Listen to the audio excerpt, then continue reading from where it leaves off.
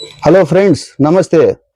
జాతిపిత మహాత్మా గాంధీ గారితో భారత రాజ్యాంగ నిర్మాత డాక్టర్ బిఆర్ అంబేద్కర్ గారికి ఉన్న అభిప్రాయ భేదాలు ఏమిటి, అంబేద్కర్ గారి చరిత్ర ఏమిటి అనేది ఈ వీడియోలో మనం తెలుసుకుందాం. వీడియో చివరి వరకు చూడండి, లైక్ చేసి సబ్స్క్రైబ్ చేయండి.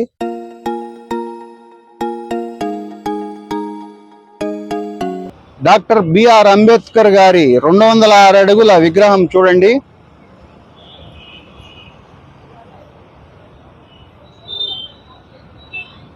విజయవాడలోని అంబేద్కర్ మెమోరియల్ వద్ద నేనున్నాను. భారత రాజ్యాంగ పితామహుడు, ఆయన విగ్రహం చాలా గొప్పగా ఏర్పాటు చేశారు.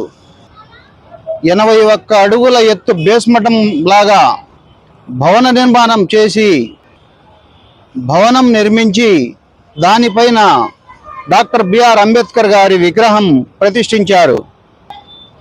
ఈ విగ్రహం కట్టేందుకు ఉక్కు, ఇత్తడి, కాంక్రీటు, కాంస్య పలు రకాలుగా ఇవన్నీ వినియోగించి చాలా స్టాండర్డ్గా ఈ విగ్రహాన్ని ప్రతిష్ఠించారు. ఆ బేస్ భవనం లోపల అద్భుతంగా సుందరీకరించారు. అదంతా మీకు చూపిస్తాను. చాలా అద్భుతంగా ఉంది, చూడండి. ఈ విగ్రహ పనులను 2020లో ప్రారంభించి 2024లో పూర్తి చేయడం జరిగింది. వైఎస్ జగన్మోహన్ రెడ్డి గారు, మాజీ ముఖ్యమంత్రి గారు ఈ డిఆర్ అంబేద్కర్ మెమోరియల్ను ప్రారంభించడం జరిగింది. ఈ విగ్రహం భారతదేశంలోనే 4వ ఎత్తైన విగ్రహం. భారత రాజ్యాంగ నిర్మాత డాక్టర్ బిఆర్ అంబేద్కర్, ఆయన పూర్తి పేరు భీమ్రావ్ రామ్జీ అంబేద్కర్. అంబేద్కర్ గారు మధ్యప్రదేశ్లోని మహూ గ్రామంలో 1891 ఏప్రిల్ 14న జన్మించారు. ఆయన తండ్రి పేరు రామ్జీ మాలోజీ సప్కాల్, తల్లి పేరు భీమాభాయ్. అయితే ఆయన తల్లిగారు ఆయన చిన్నతనంలోనే 6 సంవత్సరాల వయసులో ఉండగా ఆయన తల్లిగారు మృతి చెందారు. ఆయన మహార్ కులానికి చెందిన మరాఠీలు. అప్పుడు బ్రిటిష్ పాలనలో ఆయన తండ్రి ఆర్మీలో సుబేదారుగా పనిచేశాడు. కుల వివక్ష ఎక్కువగా ఉన్న ఆ కాలంలో ఆయనను స్కూలుకు వెళ్ళినప్పుడు ఒక మూల దూరంగా కూర్చోబెట్టేవారు. అగ్రవర్ణాల విద్యార్థులు ఎవరు ఆయనతో మాట్లాడేవారు కాదు. ఆఖరుకు ఆయన నీరు త్రాగాలన్న బాణలో నుంచి ప్యూన్ తీసి ఇచ్చేవాడు. మధ్యతరగతి కుటుంబానికి చెందిన ఆయన డబ్బులు చెల్లించే స్తోమత ఉన్నా కూడా వారికి కటింగ్ చేసేందుకు కానీ బట్టలు ఉతికేందుకు కానీ ఎవరూ వచ్చేవారు కాదు. అటువంటి పనులకు ఆయన సోదరులు హెల్ప్ చేసేవారు. ముంబైలోని ఎలిపిన్ స్టోల్ పాఠశాలలో ఆయన చదువుకున్నారు. 1907లో 10th, 1912వ సంవత్సరంలో ఆయన డిగ్రీ పూర్తి చేశారు. డిగ్రీ పూర్తి చేశాక బరోడా రాజుగారు ఆయనకు ఉద్యోగం ఇచ్చినా కూడా ఉన్నత చదువులు చదువుకుంటానని ఆయన రాజుగారిని అడగడం జరిగింది. రాజుగారు ఒప్పుకోవడంతో పాటు ఆర్థికంగా ఆయనకు సహాయం కూడా చేసి విదేశాలలో చదువుకునేందుకు పంపించారు. అయితే చదువు అయిపోయాక 10 సంవత్సరాలు ఆయన సంస్థానంలో పని చేయాలని చెప్పి ఒక షరతు విధించారు. అమెరికాలోని కొలంబియాలో MA మరియు PhD పూర్తి చేశారు. తరువాత లండన్లో న్యాయశాస్త్రం పూర్తి చేశారు. దళిత మహాసభ, మహాడ్ చెరువు ఉద్యమం, అంబేద్కర్ స్థాపించిన పక్షపత్రిక, ఇవన్నీ తర్వాత వీడియోలో మనం మాట్లాడుకుందాం. గాంధీ గారితో ఆయనకు అభిప్రాయ భేదాలు ఉండేవి. భారత రాజ్యాంగంలో ప్రముఖ పాత్ర డాక్టర్ అంబేద్కర్ గారిదే. భారత రాజ్యాంగ డ్రాఫ్టింగ్ కమిటీలో 7 సభ్యులను భారత ప్రభుత్వం నియమించింది. అందులో డ్రాఫ్టింగ్ కమిటీ చైర్మన్గా అంబేద్కర్ గారిని నియమించారు.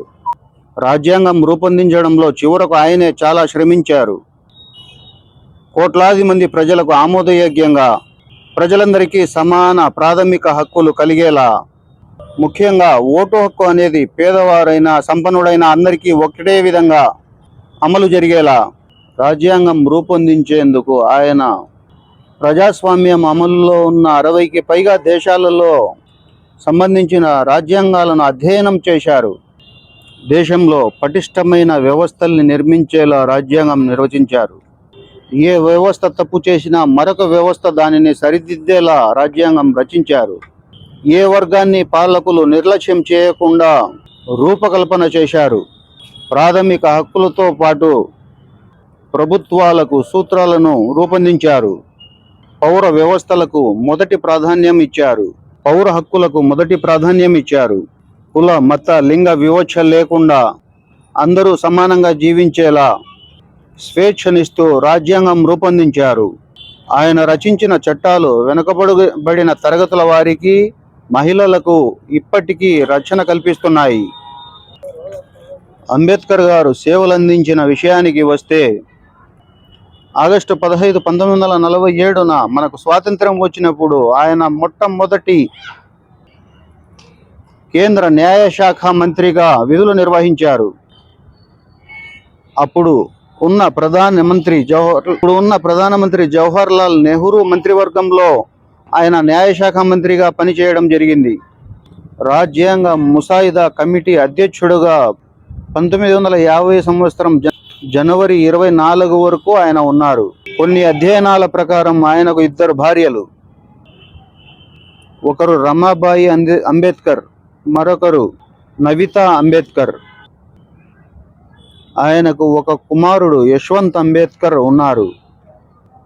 అంబేద్కర్ గారు బౌద్ధ మతంలోకి మారిన విషయాలు, ఆయన మరణం, ఇంకా అనేక విషయాల గురించి పార్ట్ 2లో చర్చించుకుందాం.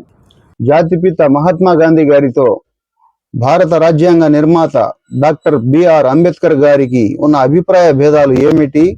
భారతదేశానికి స్వాతంత్రం సాధించిన నాయకులలో అగ్రగణ్యుడు జాతిపిత మహాత్మా గాంధీ గారికి భారతీయ ఆర్థికవేత్త, న్యాయవాది, భారత రాజ్యాంగ పితామహుడు అయినటువంటి బిఆర్ అంబేద్కర్ గారితో అభిప్రాయ భేదాలు ఏమున్నాయంటే, గాంధీ గారు సనాతన హిందూ ధర్మాలను పాటిస్తూ ఇతర మతాలను కూడా గౌరవిస్తూ తిరిగేవారు. అంటరానితనం అనేది హిందూ ధర్మంలో భాగం కాదని, అదొక మహాపాపం అని చాలా సందర్భాలలో గాంధీ గారు అనడం జరిగింది. ఈ అంటరానితనాన్ని రూపుమాపేందుకు గాంధీ గారు 1932లో హరిజన సేవా సంఘం అనే సంఘంను స్థాపించడం జరిగింది.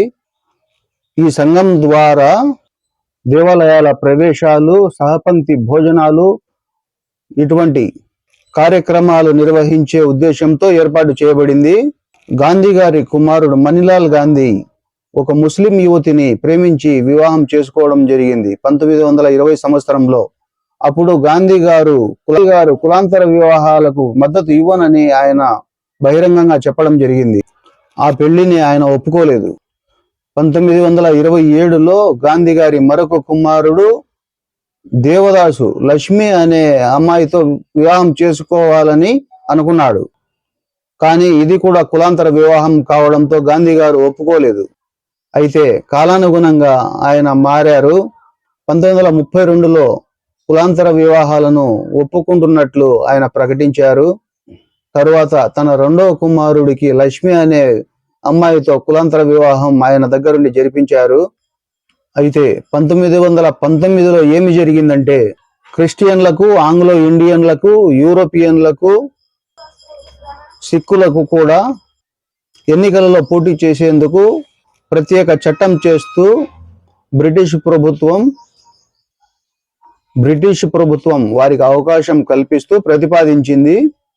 అయితే అప్పుడు దళితులలో ఉన్న హిందువులకు కూడా ప్రత్యేక అవకాశం కల్పించాలని చెప్పి డాక్టర్ బిఆర్ అంబేద్కర్ గారు బ్రిటిష్ ప్రభుత్వాన్ని కోరడం జరిగింది.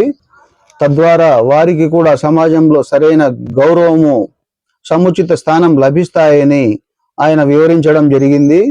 1927లో సైమన్ కమిషన్ ముందు కూడా ఆయన తన వాదనలు వినిపించడం జరిగింది.